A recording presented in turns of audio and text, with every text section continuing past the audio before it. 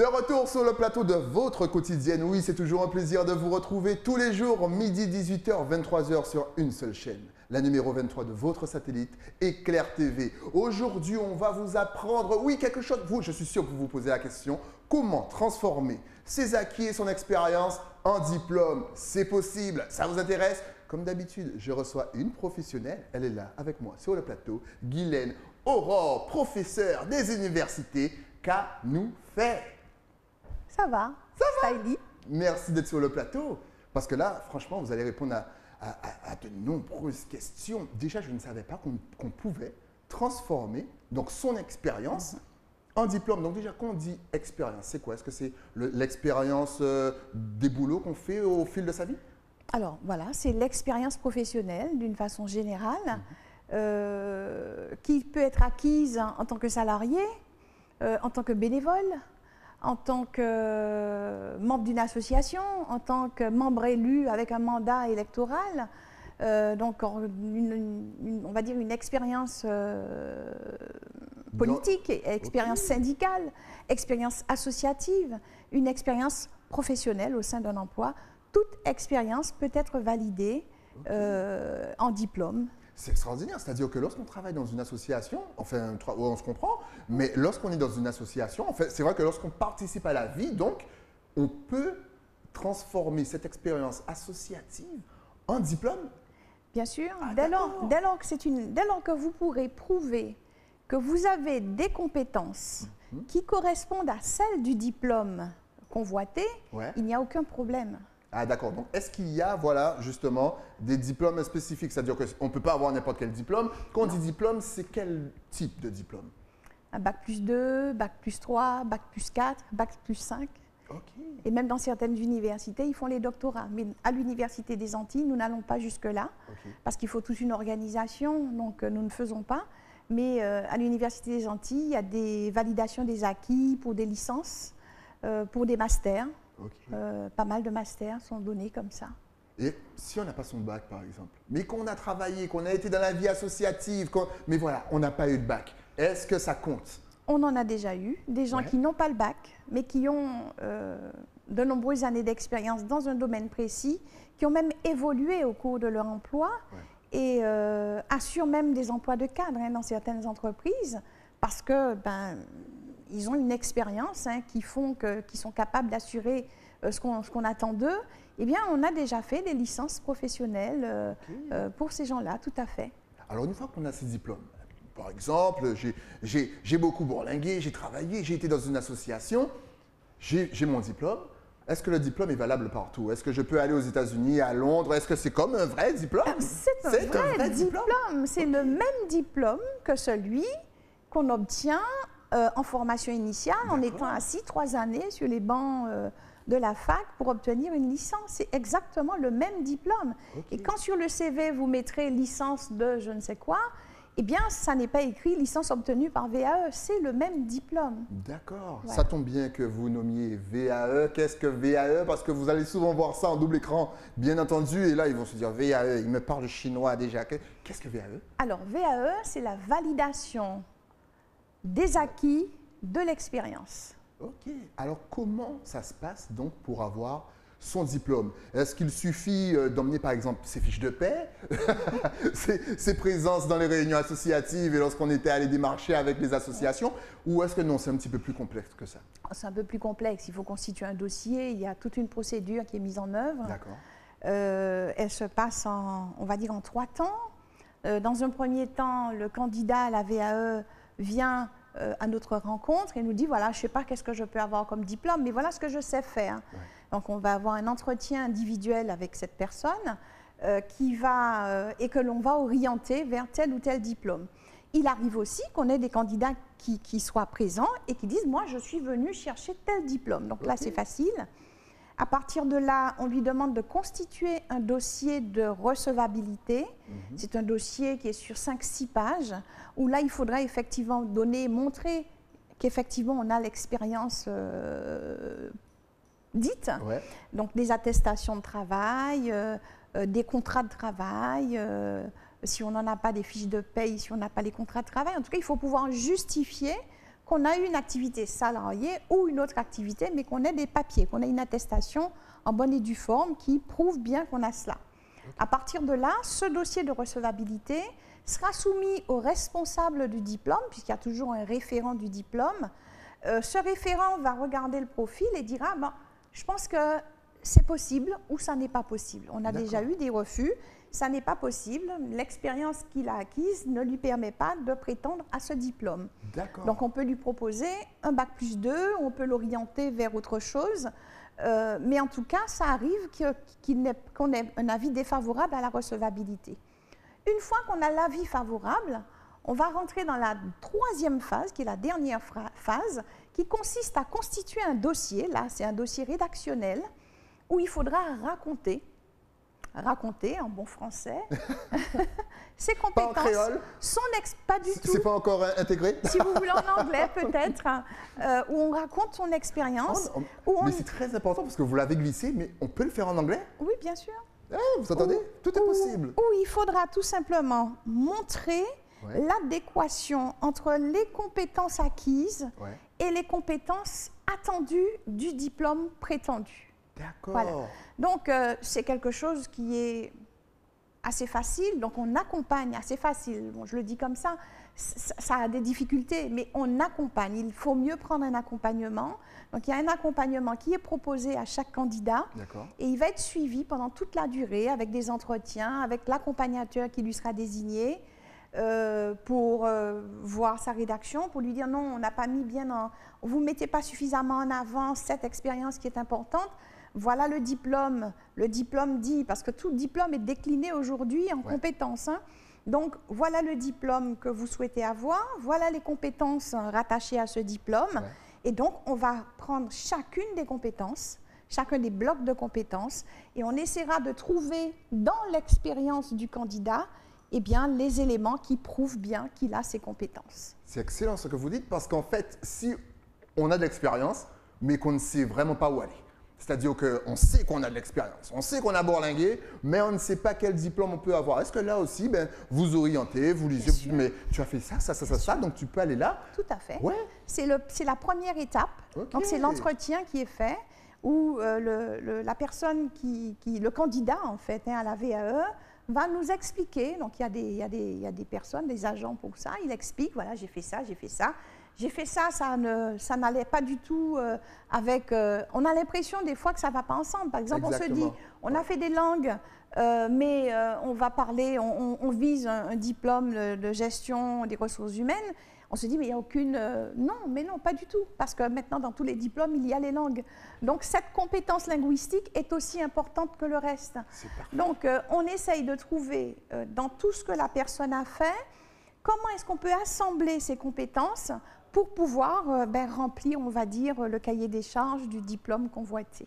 Et toutes ces étapes prennent à peu près combien de temps? Mine de, est-ce que ça prend 1, 2, 3 mois?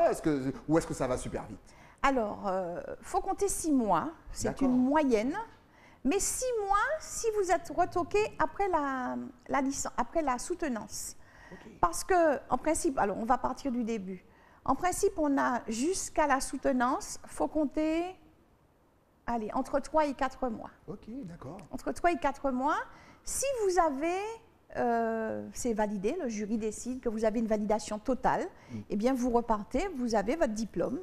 Il ne l'aura pas tout de suite, hein, il faut un temps, mais en tout cas, vous avez obtenu l'avis favorable pour obtenir le diplôme.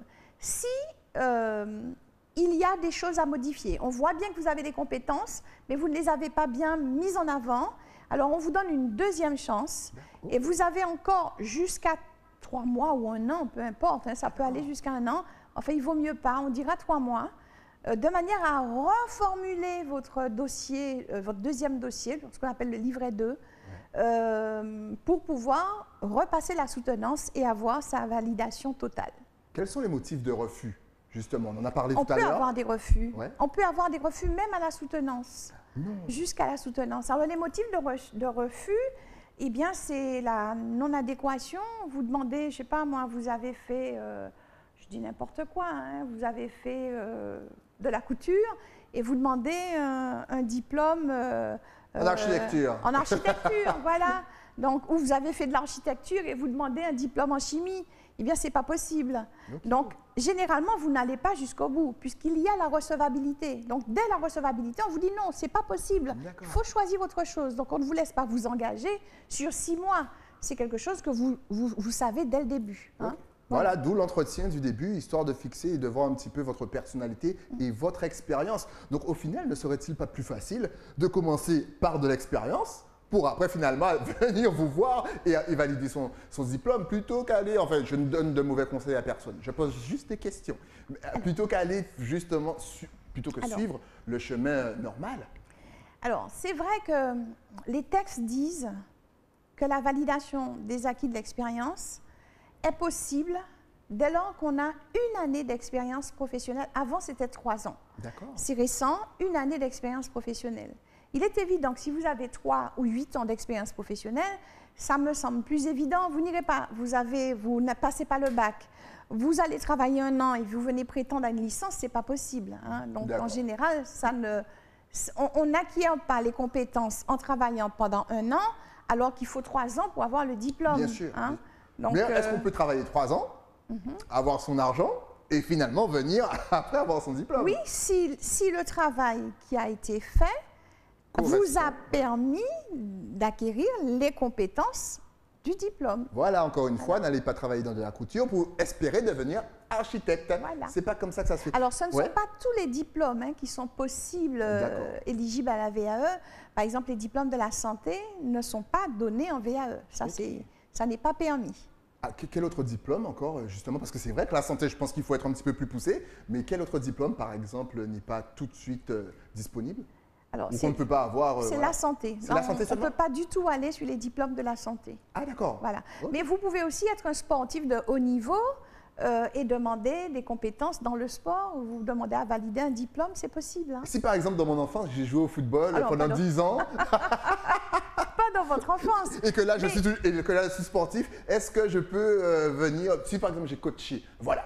Si j'ai coaché pendant 4 ans des amis à moi. Finalement, ça a fonctionné, le résultat a bien fonctionné, j'ai monté une sorte de petite entreprise. Est-ce que je peux donc venir, au bout de 4 ans de coaching, venir et espérer avoir un diplôme? Alors, vous avez bien dit, vous avez monté une petite entreprise. Donc, autrement dit, vous avez les preuves de cette activité. Voilà. Mais si vous avez fait ça pour faire plaisir à votre copain ou aux enfants de vos copains, ça ne va pas marcher. Il faut les preuves. Très important, les preuves. Il vous faut quelque chose pour appuyer votre demande. Sinon, le jury il va vous dire, hop, dehors. Mais ça fait pas un petit peu peur quand même. C'est vrai qu'on dit ça comme ça, mais c'est vrai qu'il y a la rédaction.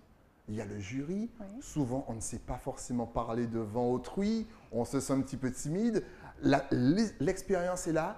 Le diplôme est là. Mais comment est-ce qu'on rassure, je dirais, le candidat pour venir? Il n'y a pas de façon de le rassurer? Avec l'accompagnement. C'est l'accompagnement. Avec l'accompagnement, on va jusqu'à… Il y a du coaching? Il y a un petit peu de coaching? Oui, bien sûr. L'accompagnement, c'est ça, c'est le coaching.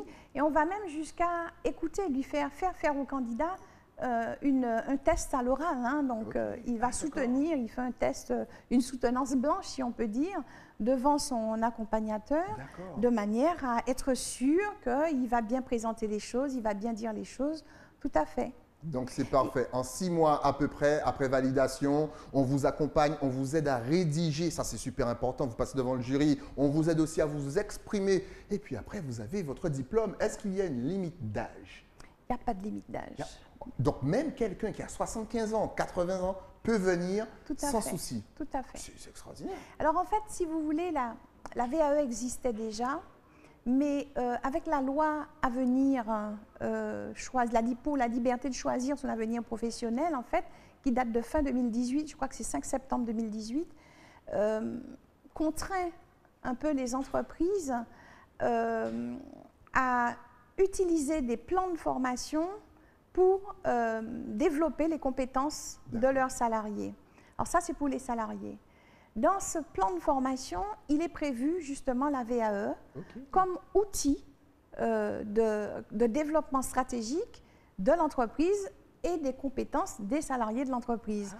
Et donc, c'est pour cette raison que je dis, nous faisons une présentation de la VAE devant un public on commence par les DRH, de manière à voir avec eux, leur présenter la VAE vraiment comme un outil de développement stratégique, de manière à leur expliquer, leur dire que, eh bien, écoutez, une VAE peut être proposée, par exemple, à l'issue d'un entretien professionnel.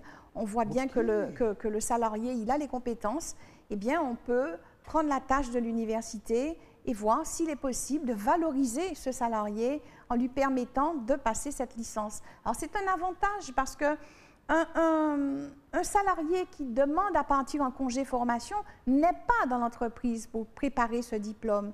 Alors que pour la VAE, il reste salarié et il le fait sur son temps libre, même si on lui aménage une demi-journée par semaine, mais c'est tout bénef pour l'entreprise. Excellent. Donc, vous avez parlé justement de jeudi. Jeudi, au moment, bien sûr, où on enregistre l'émission. Donc, ils vont sûrement louper cette journée. Mais est-ce qu'il y aura d'autres journées ou d'autres journées d'information, justement, pour prévues? le tout public. Oui, et pour tout public, exactement. Pour le tout public, alors nous n'allons pas faire une journée d'information comme cela parce que, vous savez, quand vous recevez le tout public, ce sont des demandes qui peuvent être très différentes les unes des autres. Ouais.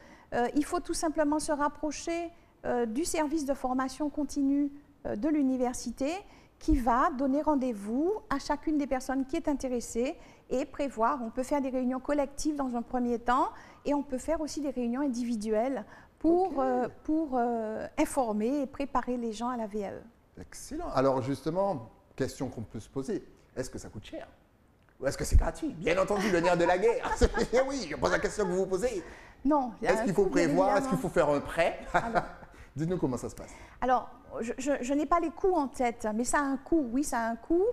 Il y a un coût sans accompagnement et un coût avec accompagnement. Mais l'expérience nous a montré que les candidats qui sont accompagnés réussissent sans problème au bout de 3 mois. Donc, l'accompagnement est vraiment quelque chose qui est utile et que nous conseillons fortement. Alors, cette VAE, qui est un outil de développement des compétences, qui est une démarche, en fait, de l'individu, qu'il soit salarié, demandeur d'emploi ou autre, l'individu a la possibilité, le candidat a la possibilité de mettre en œuvre ou de solliciter des sources de financement qui existent. Et donc, une VAE peut être faite en cofinancement par le salarié et son employeur, via les OPCO, les opérateurs de compétences, par Pôle emploi. Voilà, donc il y a vraiment des aides qui sont faites. Et même le salarié, il peut utiliser son CPF, vous savez, le compte professionnel de formation. Et donc, il y a vraiment, tout est mis en place aujourd'hui pour que quelqu'un qui n'a pas pu, pour des raisons qui incombent qu'à lui, d'avoir et de demander une validation des acquis de l'expérience pour obtenir son diplôme. Alors, il y en a, vous l'avez dit, à 75 ans, je n'en ai pas beaucoup vu, mais on en a vu à 50, 60 ans, qui viennent pour une VAE. Je crois que là, c'est plus pour se valoriser et c'est important, en tout cas, pour la personne qui a cette démarche. Il n'y a pas beaucoup de jeunes qui le font. Les jeunes préfèrent utiliser la voie classique, les formations. La moyenne d'âge, c'est entre 40 et 50 ans. D'accord. Donc, vous voyez que ce sont des gens qui ont déjà quand même une certaine expérience. On ne voit pas un jeune avec une année venir faire une VAE. Généralement, ils n'osent pas. Et sans doute, ça vient du fait que la durée de l'expérience pour une VAE avant était de 3 ans. Aujourd'hui, elle n'est plus que d'1 an. Voilà, j'espère que vous avez bien entendu. Maintenant, elle n'est plus que de 1 an. Que peut-on rajouter justement sur la VAE? Eh bien, qu'est-ce qu'on peut rajouter sur la VAE? Écoutez, c'est un outil magnifique. Aujourd'hui, je crois qu'on a quand même beaucoup de jeunes qui sont au chômage. Ça ne veut pas dire qu'avec un diplôme, ils le seront moins. Mais je crois que plus on augmente le niveau de ces diplômes, on dira moins longtemps on restera au chômage. Je ne dis pas qu'on ne le restera pas, mais je pense ceux qui ont un diplôme, ceux qui ont des qualifications, restent moins longtemps au chômage que ceux qui n'en ont pas. Exact. Donc franchement, n'hésitez pas à sauter le pas si vous hésitez. Encore une fois, tout a été dit. Et si vous désirez poser plus de questions, c'est simple, il suffit juste de se connecter. Est-ce qu'on peut prendre des informations? Est-ce que vous êtes connecté sur Facebook? Est-ce que vous avez un site internet, même sur Instagram? Dites-nous tout. Alors, je n'ai pas Oui, il y a un site Facebook, Instagram pour l'Université des Antilles. il faut contacter l'IUFC, l'Institut universitaire de formation continue qui se trouve à Fouilleul, ou l'IUT qui se trouve à Saint-Claude. Mais peu importe, que vous contactiez l'un ou l'autre, on travaille ensemble puisque tout cela est chapeauté par un service commun. Merci Stylie. Merci encore et puis je vous attends très vite. Avec plaisir. Nous, on se retrouve aussi très vite avec un nouvel invité. Mais ça, c'est après quoi? Après la pub. À tout de suite.